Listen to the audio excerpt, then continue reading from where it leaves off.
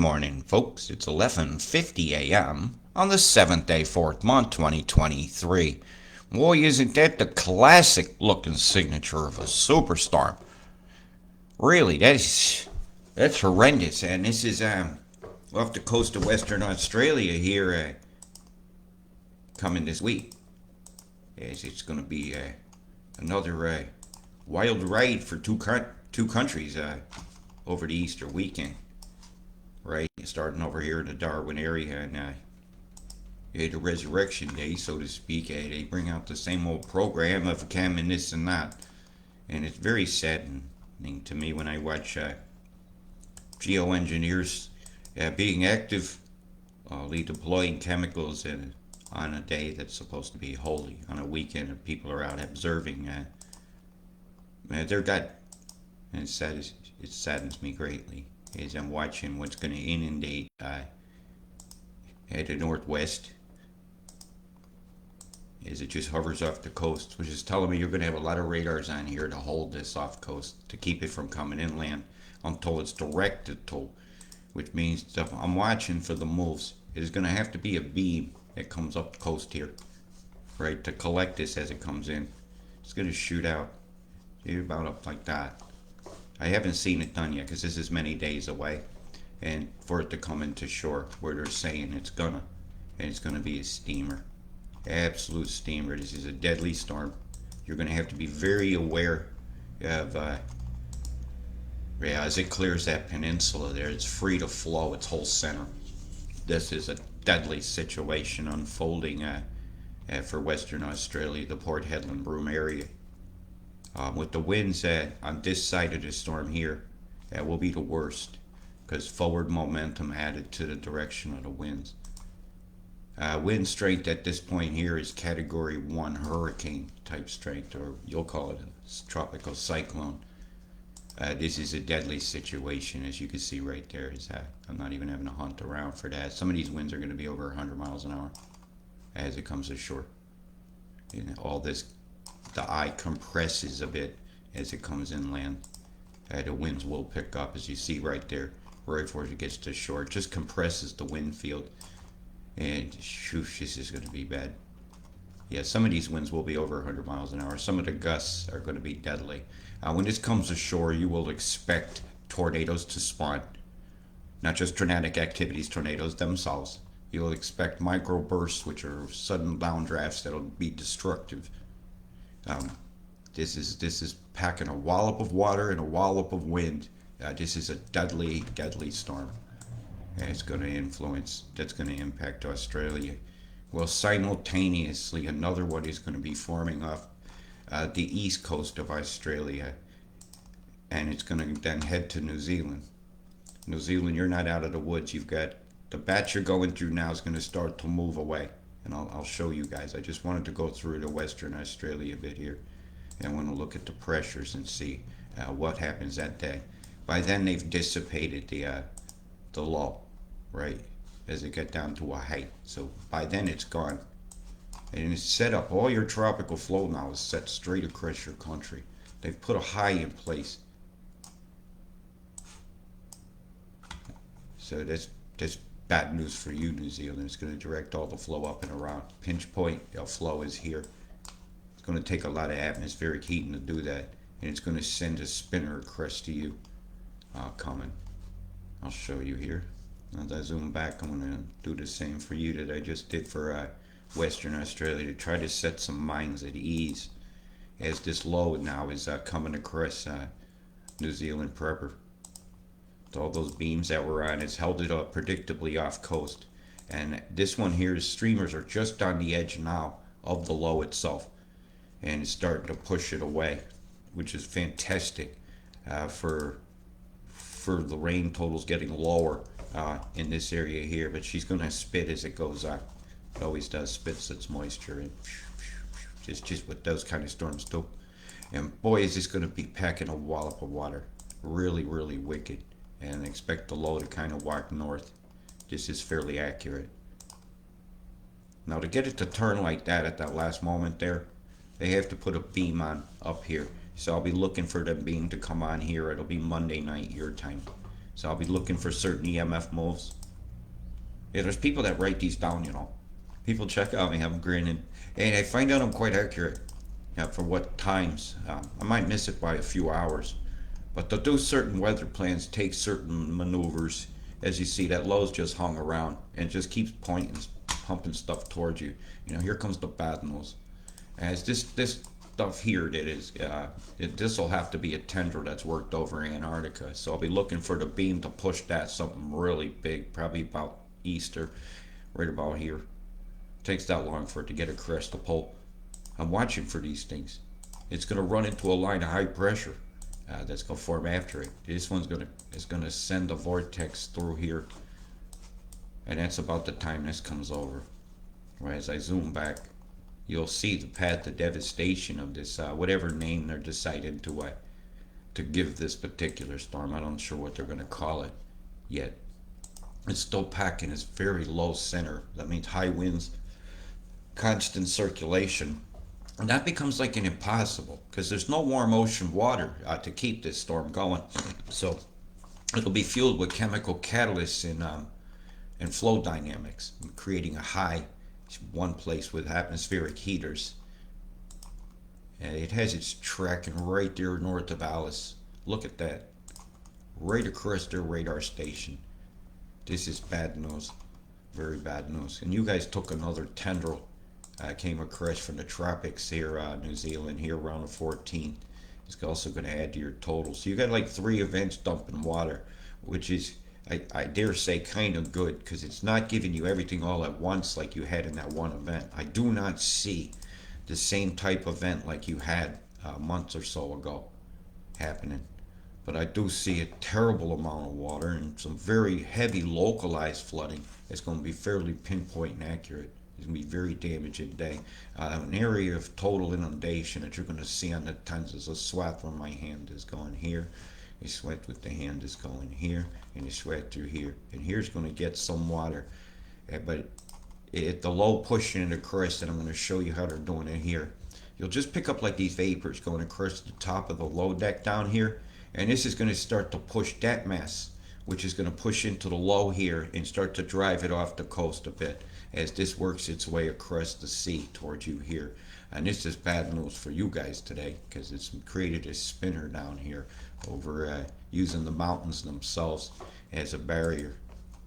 Yeah, you got to take that into account. The incredible frying move went on here today. We have microwaves going in 2 different directions. You see that one, the cloud streets looking like that and them looking like that. I made the checkerboard square look right over the top of north of Adelaide here. You'll see how they turn that off.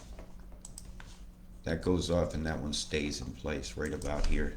Yeah, so that's microwave moves. It's going to help move stuff ashore, north and south, so the flow can come in more of a toroid to create the dynamic flow to walk it around through the Bass Strait. See how that goes under the other one? These are microwaves being applied on different levels. Some of that haze might be naturally occurring dews and stuff that happen at night. Mists and things can naturally occur in the microwave matrix. There's a bomb right there. Boom, boom, boom, boom, boom. I'm going to check if we're running here. We are running. I can't believe that people can't see the weather's being manipulated. Well, they can't see it if they don't look. Right? It's not like the news is coming on here going, boom, boom, boom goes a plume. Everybody got a chemical attack going over the tappy over here and you can't bear it. Right? It's not like they're telling you the truth about that. Or sulfuric acid is being sprayed in your sky that might possibly cause some acid raids. You might want to cover your car today. They don't tell you these things. They don't tell you that a square isn't a naturally occurring cloud formation.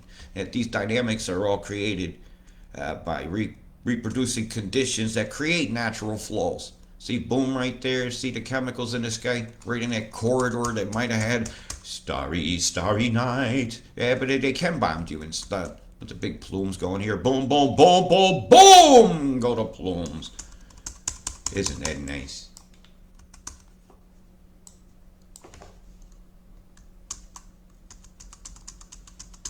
Not nice at all if you think it was.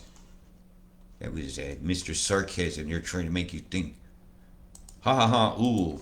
Ha ha, ooh, as the streamers of death preceding the front line here begin to influence the front line here, which is nothing but a bunch of chemtrail after chemtrail after chemtrail. There were thousands of them here, thousands of chemtrails in each 4-hour image. Even classic looking when you're going across here, here, here, but only in the storm mass, not over here. And they didn't dissipate very quickly. Square here, square there, bomb going off inside that square. Right here. Boom. How about this coast here? Streamers looking like the devil horns. That's not Batman coming to save you. No, no, no, no, no, no. It's the scarab beetle come to town. As long as I don't see the tiki, I'm okay.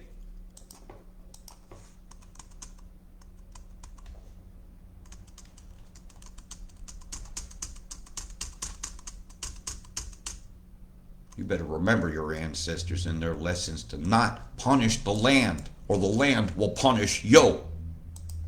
Never forget that. Wow, you poor folks. Some people looking up have no idea they've been sprayed like bugs, that they're being exterminated by our oppressors from the sky itself, poisoning your food supply with all the fallout of whatever the hell is in this, that we all deserve an honest answer to what it is in. I cry for my earth, I do. Tears. This is so hard to watch all the time. Are they making a Mars bar or is that a bong? No, it's a geoengineered cloud mass. Boom. Boom. It's not even round.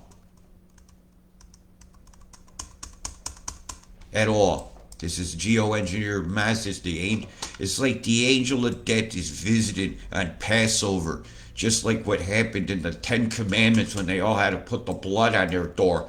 Well, you know, I ain't putting blood on my door. I'm just going to scream, hey, look up, man. What are these tendrils falling out on us on Easter? Why is that night no different than any other night? There's nothing holy anymore. I say, holy shit, look at this off the coast of Auckland. What a fucking shame. Right, let's look at the totals. I've kind of showed you what's coming through for most of your weeks here. And it is a setup for one after the other for another extremely wet month. And the storm that's going to hit Western Australia is a devastator. It's devastating.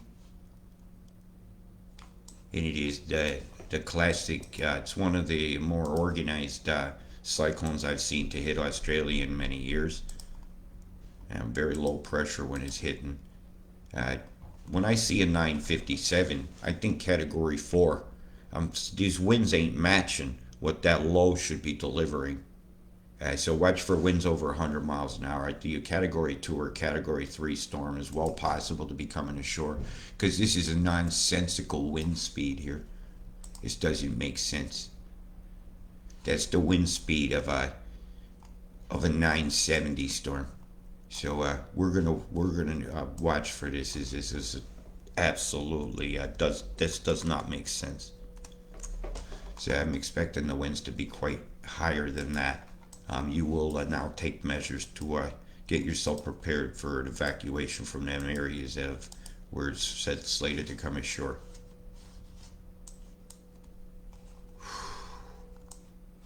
Now these are hard to do. The rain totals you can expect to see. According to the statistics, that's your thunder rumblers. I'm going to go right for the accumulation. Yeah, get ready, relax.